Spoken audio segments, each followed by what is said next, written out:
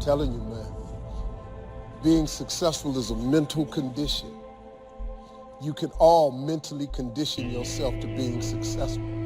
All you got is your mind. You in control of it. It's times I felt like giving up. I mean, no matter who you are, if you have a goal in life, everybody has a turn back moment. Everybody has a crossroad. If you haven't been at it, it's coming. You can either decide to continue or to quit. I'm afraid what's gonna happen when I fail? What are my friends gonna think when I'm coming back empty-handed? What am I gonna think of myself? No matter what, don't allow other things or people or circumstances to determine what your reaction is going to be. You've got to learn how to observe it. Just stand back and watch what's going on and choose not to buy into it. What if this happens? What if that happens? What if that doesn't happen? And on it goes. They consistently worry themselves in circles. If you struggle with the fear of the unknown, you cannot beat yourself up. It's a very common thing. I get it. We all get it.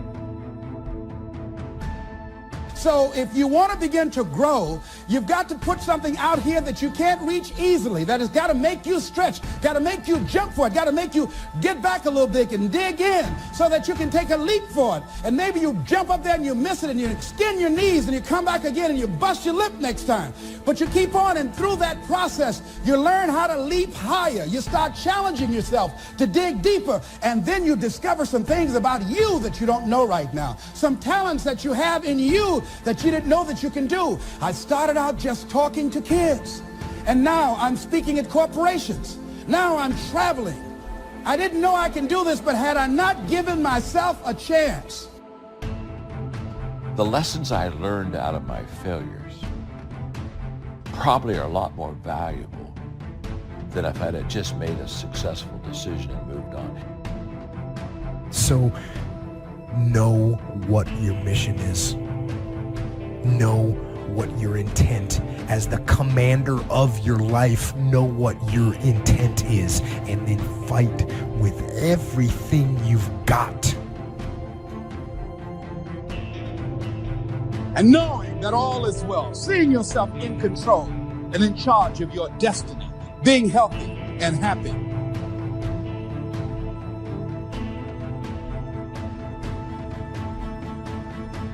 You survived every hater. You survived all the evictions.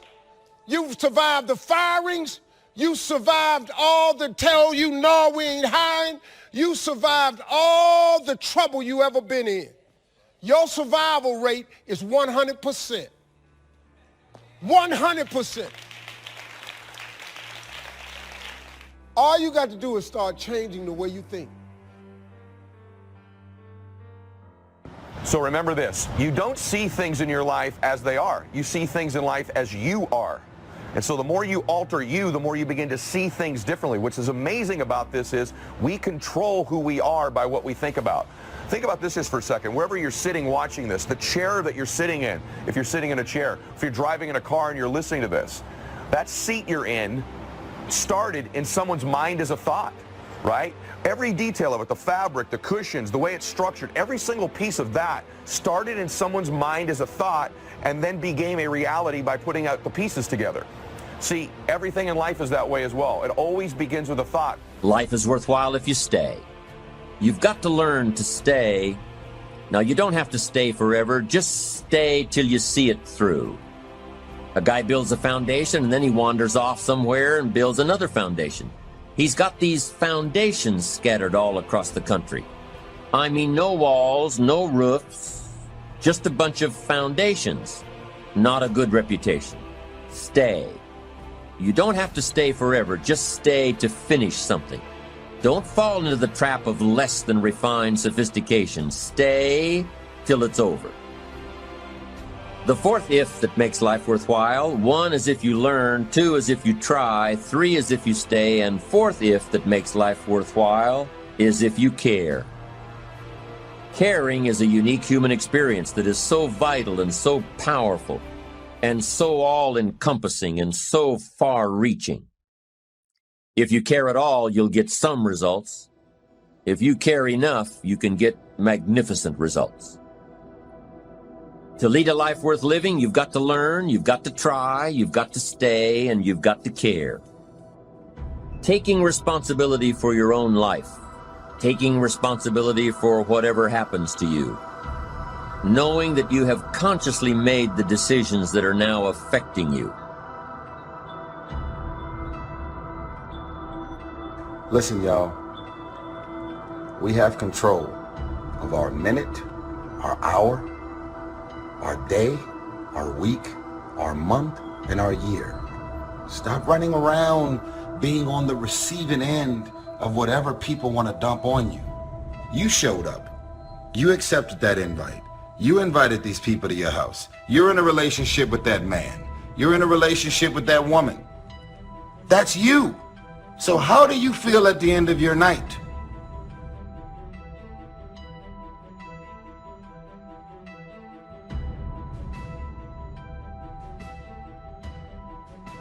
The next thing is see yourself there. How will you feel once you get there? What will the experience be like for you? What will be different? What kind of person do you have to become in order to get there? Visualize yourself there, living the experience. You want to see yourself beyond your circumstances. You got a challenge, see yourself beyond your challenge. See yourself with the challenge already resolved.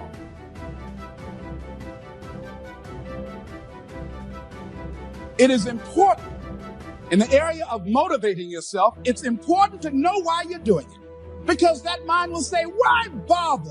Why go through all this? This is too hard. No, throw in the towel.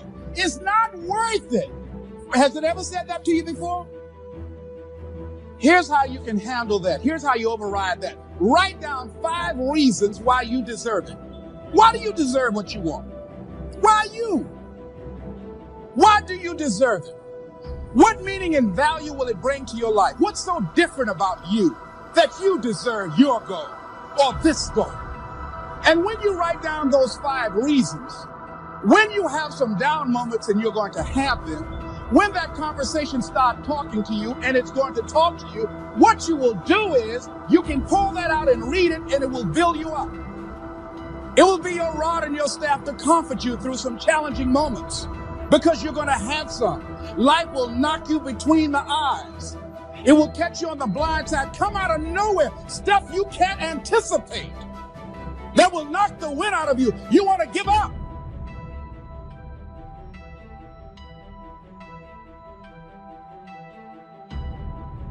That's why it's important for you to work on yourself, listening to tapes, building yourself up, talking to yourself with power, feeling, and conviction, building yourself up day in and day out. The next thing is that whatever you do, you want to develop technical mastery. You want to be the best at what you do. You want to master it. See, part of self-motivation is you've got to find something that gives you a strong sense of competence. Well, you become known for that. You develop a reputation of being good at doing that. You set some high personal standards for yourself. You're not competing with anybody else. You're just unfolding yourself to be the best person that you could be. That you want to give the best quality service that you can give, because that is a statement about who you are. The other thing that's the key to self-motivation is recognize the fact that you're going to get into some slumps. Recognize the fact that you're going to encounter a great deal of failure in life. It goes with the territory. But in the face of that, you want to be relentless. The next thing is that when you want something out of life, you've got to be willing to go into action. Don't wait around for things to be just right. Don't wait for things to be perfect. Don't wait for the ideal situation. It will never be ideal.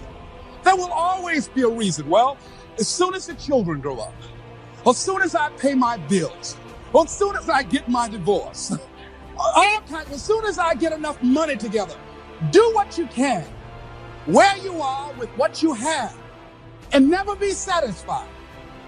A lot of people never take a chance in life. They don't want to take any chances. They want the situation to be ideal.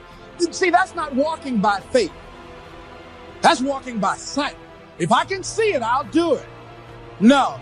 That's a lot of people say, if I can see it, I'll believe it. No. If you believe it, you can see it. And don't be disturbed because no one else can see it. That's not unusual.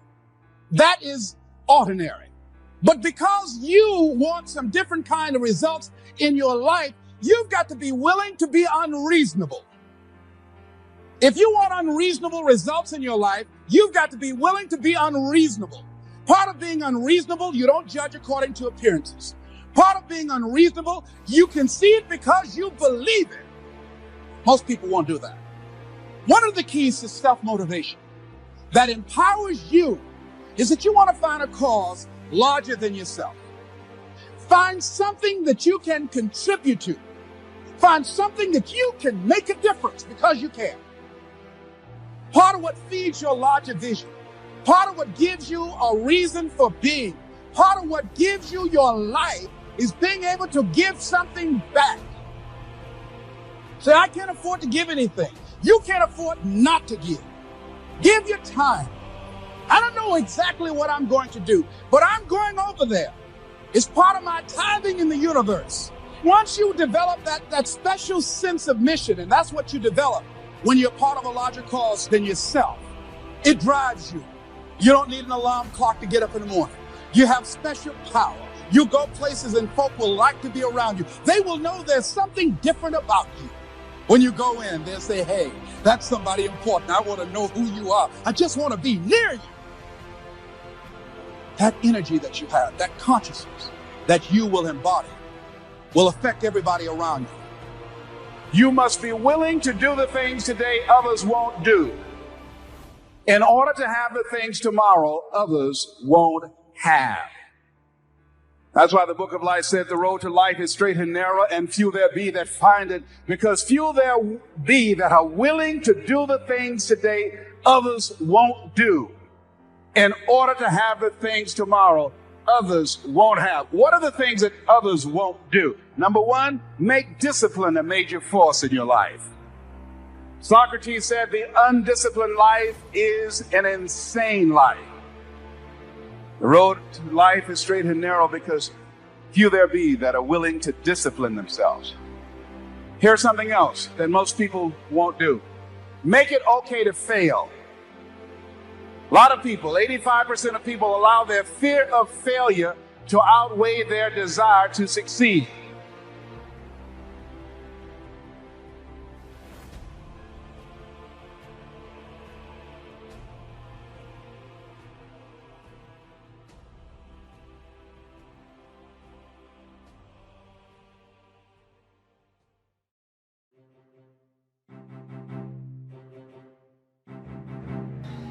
This is not the time to throw in the towel. This is not the time to give up. It's the time to trust God more, to dig in deeper. I'm in a fight for my life. I'm in a fight to be a man. I'm in a fight to be a father. I'm in a fight to be a mama. Some of me wants to quit it and walk away. I'm in a fight. Give me somebody to hit it. What story do I want to tell later down the road? See, every stage in our life becomes a story. At some point, you will end up telling it. We have to remember that the decisions that we make today will be a part of our life story tomorrow. So as you're making the decision, you got to ask yourself, what story do I want to tell a little bit later down the road? And if what you're doing does not line up with what you think you want to tell a little bit later, then you might want to rethink what you are doing. I just want to tell you, don't let this chapter that you're going through make you in your story. Don't let depression lie to you and tell you that you're not enough, that tells you that there's no more better days, that tells you that your best days are behind you, that tells you you're a nobody, that tells you that you're better off dead. Don't let it lie to you, because it's been lying to you so long that you're starting to believe that's true. You're starting to live that out. Good intentions are worthless. Worthless, folks. When are you going to fall out of love with good intentions? Good intentions are worthless unless they lead to good actions. Nobody ever had their life changed by somebody hoping, thinking. Good intentions are not enough.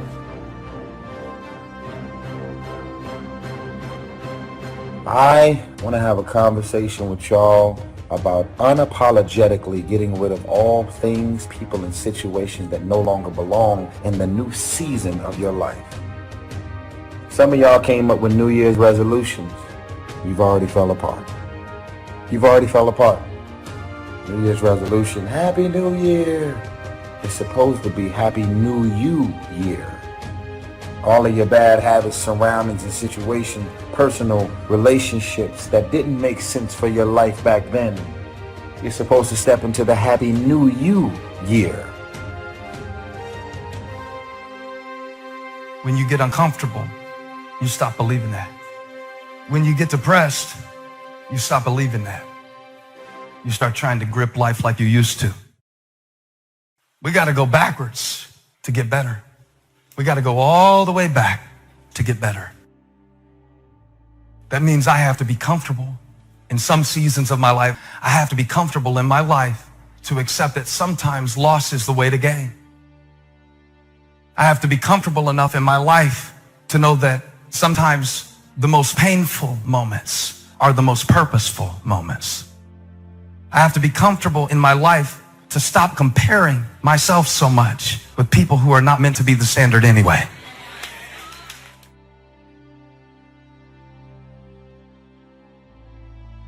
That drive and that attitude of never quit, it's a powerful force, and it does push you over the edge to victory in many cases. But over that attitude, you have to layer something on top of that. It's basically strategic vision and understanding of the battlefield as a whole. So you absolutely need to know when you got to stop beating your head against the wall. You've got to know that. You're doing the best you can, but you put 1 foot forward and 2 steps are made backwards. You're trying, but things don't seem to be quite working out the way you planned. You thought you'd be in a different place at this season in your life. You're doing everything right, but you're still suffering.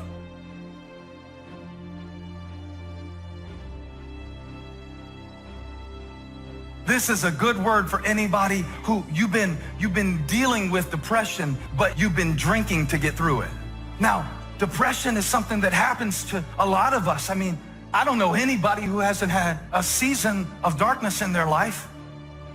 But if I try to drive out darkness with darkness, and I depend on something in the darkness that is going to make me addicted to something even when the light comes up, the second storm is worse than the first.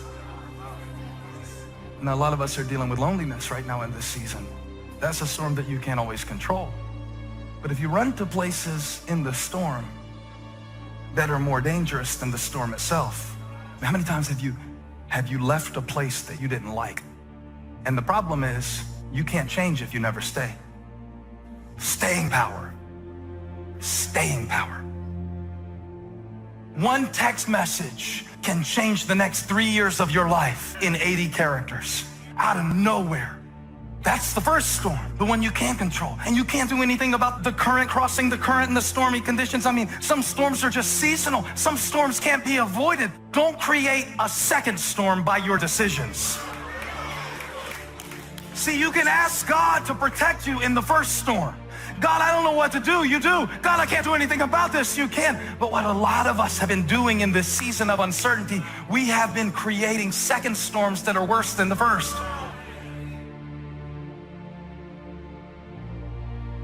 So many of y'all are in mental and spiritual, psychological warfare. So many of y'all are in spiritual chains. You are spiritually behind bars. You are stuck. You are institutionalized. Most of us have 2 eyes, and we still can't clearly see all of the scams, the people's motives God sends us bold signs and wonders, tells us to change our environment and our surroundings so that we can reach the ultimate level of being blessed. I really think that if you get rid of the trash in your life, that can be people, business, and situations, you too could really, I really believe that you can reach your full potential. I want you to fly. I want you and your career and your financial blessings to bypass me. Sometimes in order to get to better, you have to go backwards.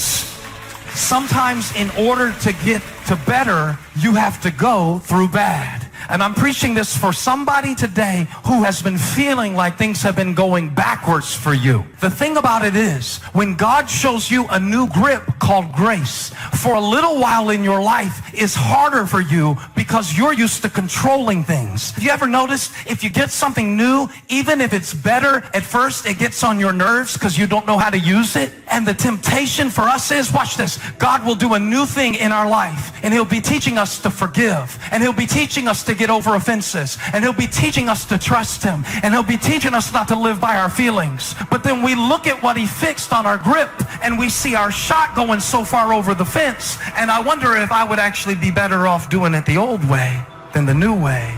So I go back instead of moving forward into better. When what you were guiding by goes away and every day just looks the same and feels the same, now I get the feeling like this is endless. Now I get the feeling like maybe these chains are never gonna break. This storm is never gonna cease. What you go through doesn't determine where you end up. What you go through doesn't determine where you end up. Who you listen to determines where you end up. Because I think right now you are walking through a valley between two voices. One is wisdom, one is worry. One is gratitude, one is grumbling. One is blame, one is faith. Wait a minute. The opposite of faith is doubt. No. Doubt doesn't keep you from having faith. Doubt gives you something to have faith for. But blame will block faith every time. Blame will always block faith.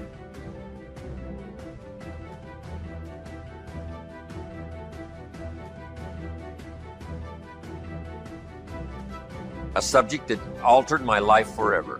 It was just unbelievable. I hadn't known my mentor, Mr. Schoaf, very long until one day he said, Mr. Rohn, let me see your current list of goals. He said, I've had a lot of experience and I've been out here for a while. And he said, let's go over them and maybe I can really give you some good ideas. And I said, I don't have a list. He said, well, if you don't have a list of your goals, he said, I can guess your bank balance within a few $100s, which he did. That got my attention. I said, you mean my bank balance would be a lot bigger if I learned how to set goals? He said, drastically bigger. That got my attention, so I finally said, hey, I want to learn how to set goals. It is a fantastic skill to develop, how to design your own future. So make the note, life best lived is life by design, not by accident. Not just, walking through the day, careening from wall to wall and managing to survive. That's okay. But if you can start giving your life dimensions and design and color and objectives and purpose, the results can be absolutely staggering.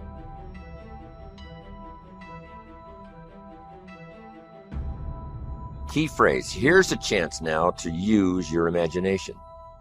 Because the imagination builds cities, imagination conquers disease, imagination develops a career, imagination sets up a relationship.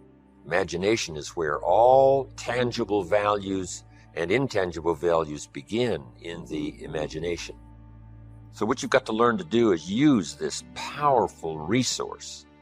Now, sometimes all by ourselves, it's a little difficult sort of to get it going. That's why a little workshop like we're going to do today is sometimes very helpful.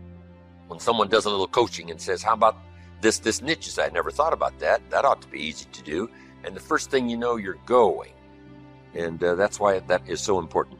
But now, tapping this resource of the imagination and thinking about your future, thinking about tomorrow, as early as tomorrow or the rest of the day, and thinking on out the rest of the year, on into the next century, on into the early years of the next century. A workshop like we're about to do helps call your attention to that so you can use your imagination to start prospecting for the future, what could be possible for you. We're affected by our dreams, our vision of the future. If you take a seed and throw it on the concrete and walk off, the sun just burn it up. Got to have dirt put on top of it. In my mind, it doesn't make sense that to grow something, you should dig a hole, put it down in there, and cover it with dirt. Logically, that don't make no sense to me. But oh, though, see, dirt is necessary for growth and development. Dirt builds character. Dirt gives you the push-through factor. Dirt makes you come with it when you don't feel like coming with it no more. All of y'all that had dirt throwed on you. And dirt ain't always what you want. It's somebody talking about you down on your job. It's somebody accusing you of something that you didn't do. It's somebody telling you you ain't gonna make it. That everybody get dirt put on them. But see, when you're getting put under that stress, please know God is always working, so I smile. Because I know he back there. See, that dirt builds character in you. When they talking about you, it teaches you to withstand it. Then it gives you something to push through. So when you put the seed and you put the dirt on it, if you understand stress, stress really ain't just dirt. See, they don't call it dirt when they plant it. They call it soil. Because, see, soil has nutrients in it. What the nutrients, when people talking about you, dogging you, lying on you, backbiting, stealing from you, they're actually putting nutrients in you. They are building character. You got character now. And now, the dirt is necessary so you can prove yourself. Everything you see above ground that blossoms and plants and grows and that's beautiful, it was underground one time. You want to make sure that the greatest pull on your life is the pull of the future. Some people live in the past and let their life be continually pulled and influenced by the past. And yes, we must remember the past and review the past to make it useful to invest in the future. But here's the key. Make sure that the greatest pull on your life is the pull of the future. Now, if you're skimpy on your dreams, if you're skimpy on your objectives and your purposes, if that isn't very well planned, then it doesn't pull very hard. Then you have more of a tendency to be pulled by the past, or to be pulled apart by events or circumstances, or to be pulled apart by distractions. So in order to save yourself from being pulled apart by distractions or pulled back to the past, you want to now start really designing the future so that the greatest part of your attention and focus and pull, like a magnet, pulls you forward into the future to accomplish your goals. But if you're weak in learning to set goals, if you haven't really worked on this that we're going to work on, then that is a solution you need to consider. Goals are like a magnet. They pull. The stronger they are and the more purposeful they are, the bigger they are, the more unique they are, the stronger they pull. If you have excellent goals and high dreams, here's what they also do. They pull you through all kinds of down days, down seasons. They pull you through a winter of discontent. They pull you through distraction on every side. It says, look here, look here, look here. Strong, powerful dreams like a magnet pull you through that. Strong dreams and goals pull you through a disaster. Some people get swallowed by the disaster because they have nothing on the other side of the disaster to pull them through. A bad day can almost overwhelm you if you don't have something really purposeful to go for at the other side of that day. At the other side of the difficult time, at the other side of the down time. If you've got plenty out there to attract and pull, it'll pull you through all these things. And very little of it will attach itself to you. You'll be able to get through some of the most difficult times if you have this spectacular vision ahead of you of where you're going and what you're going to accomplish. Getting through will be easy or easier. So, learning to set goals, it is an incredible experience. Once I learned it, it transformed my life forever. Being here today is an accomplishment of my goals. When I travel around the world and sit on an airplane, I say, I dreamed about this one day. I used to go to the airport and watch the planes fly away, and I said, one of these days, I'll be on one of those planes. I dreamed about it. I dreamed about the other side of the world. I'd never been to Italy, but I dreamed about it. I'd never been to South Africa, but I dreamed about it. Sure enough, step by step and country by country and flight by flight, I started checking them off my list. It was the most exhilarating feeling. Powerful. To set those goals, reach out there into the future, design something to the best of your ability, refine it as you go, tear it up periodically if you want to, set a whole new list. It's your life, it's your future. But now I would like to do it in a very simple, easy manner that you can follow, so that you can use it for the future to pass on to your children, or if you got a little group that you train and teach, or your management and salespeople, you can use this with others. So what I'm going to go through with you here is sort of a model. Sort of, if I rush you just a little bit on getting through this model, at least I will leave you with the model that you can use later. And not only use later, but use later to pass on to someone else in some manner. So, having laid this background now, here's what I want you to do. Get a fresh piece of paper. And this is called now the workshop. And on this workshop now, I want you to write down the question and then do the exercise. First question. List what 5 things have you accomplished that you're already proud of? What 5 things have you already accomplished that you're proud of? Now, primarily what this is for is to, give you credit for what you've already accomplished. Shelf said to me, Mr. Rohn, you've already been setting goals. You've already gone for something and you've achieved it.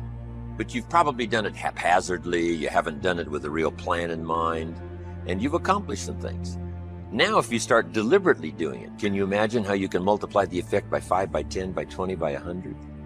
I finally got the message. So first of all, he wanted to make sure I got credit for the things that I had already accomplished, especially in my own mind.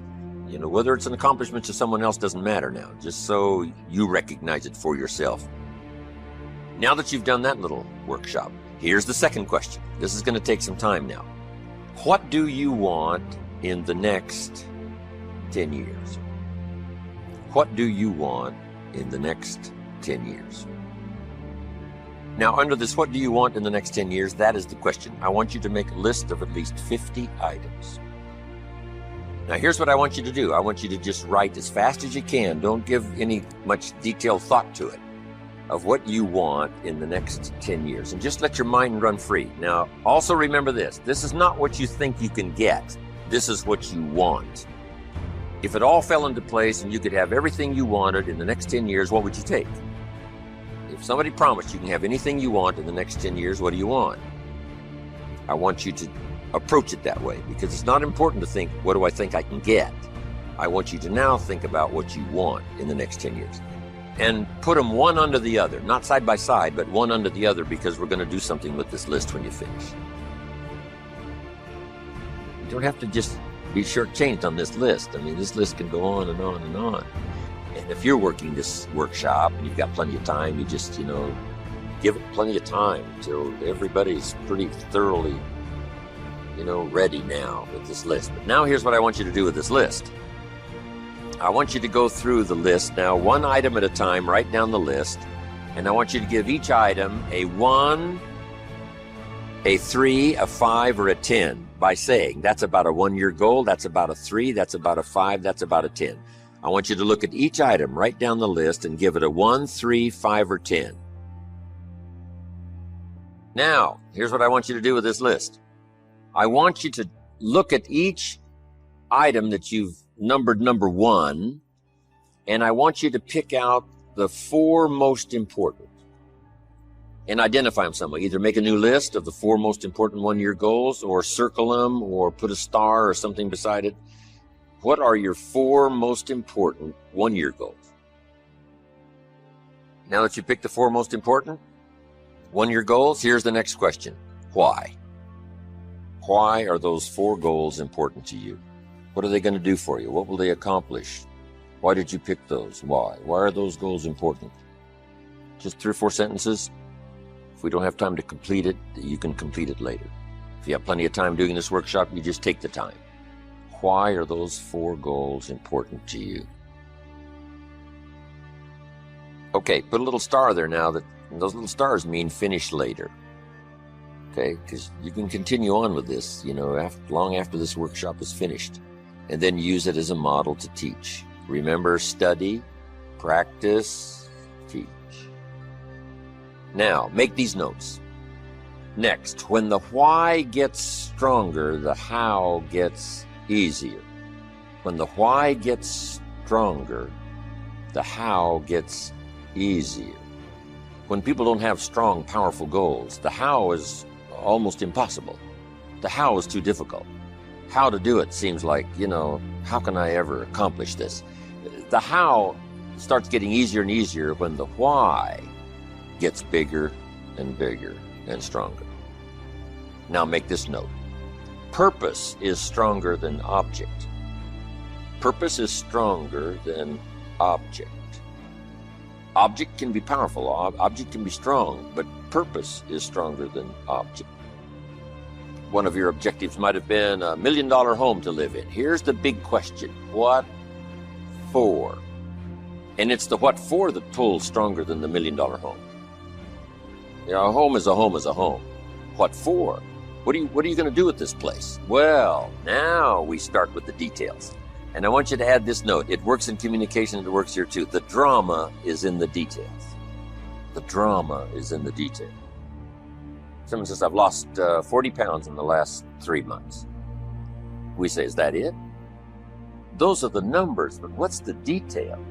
How did you feel before? Well, let me tell you what. Now they start the drama by giving us the details. How do you feel now? Wow. What a difference, 40 pounds later. And this person starts to describe what it's like now versus what it was like before. The drama is in the details. This is what you've got to do. $1 million home? What for? So everybody can see it from the street? That's okay, but there's got to be some more reasons. What do you want to do with this home? Then you start saying, hey, it's going to be the center of activity. You can't believe what's going to go on in this home. And you just keep describing it. And that drama now starts to really tap your imagination. And imagination is the beginning of reality. You can't imagine how close imagination is to reality until you start practicing this craft of turning nothing into something, imagination into tangible, the real stuff. How close is the real stuff? You can't imagine how close. If you start tapping into this resource of your imagination, so that your purpose becomes much stronger than the object. The object is powerful and it'll pull, but the purpose is unbelievable. We must all pay the price, but the price gets easy if the prize gets large. The price gets easy if the prize gets sufficient. It's like disciplines. What a small price to pay for good health. What an easy thing to do, an apple a day. A few things gives you such an incredible return that the price almost disappears. Promise is stronger than object. You got that? The bigger and the more powerful the why, the how gets easier and easier and easier.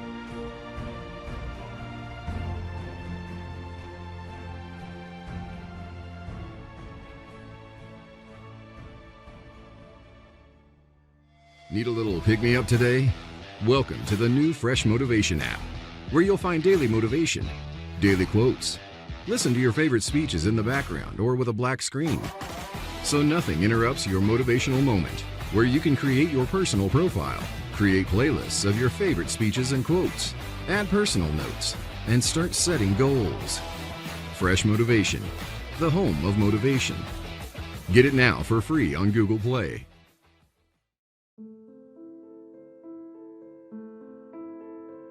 I could do something different and get a different result. So I want that sting. I want to know I tried something and it didn't work because I want to trigger. Long as you're here, you have a chance to transcend yourself. So don't believe in perfection. It doesn't exist. It only makes improvement. So I would practice every day, every day, every day. So again, when you think about these guys enhance their abilities. They go beyond and they exceed expectations because it's that mindset of wanting to be great. I think Kobe said it best, and I think a lot of athletes that are, hovering around that stratosphere of being great and considered one of the greatest, is that it's a relentless pursuit of greatness. I think we always have said the easiest thing to do is hold that trophy. That's the easiest thing to do in this process. And that's only going to be for a very short amount of time. The work, the will, the commitment. Like I said, not getting up when you're knocked down. I mean, throughout Kobe's career, in Michael's career, LeBron's career, Dwayne's career, Magic Johnson's career, there's always going to be these struggles that or challenges that you have to get over, and the hardest part is in you trying to be one of the best in the game. Focus and memory, and I want to look at what I could do differently next time to get a better result. Because I know while other people are laughing at me, I'm laughing back at them, because on a long enough timeline, I can be anyone at anything, because I can self-soothe. I don't need it to be somebody else's problem. I don't need to point fingers at other people. I don't need to blame the culture. I don't need to blame society. I don't need to blame anybody other than myself. And even that word doesn't have power over me. It doesn't make me feel badly about myself. Yes, I am the cause of this problem, in as much as had I done something different, I would have gotten a different result. Now that makes me feel empowered. So now I'm in this powerful loop of taking on the responsibility, saying I can do something different. I can change this. I can get a better result. And finally, I went over to this radio station, asked a guy for a job named Mr. Birdwell, and I said, how you doing, sir? I'd like to get a job.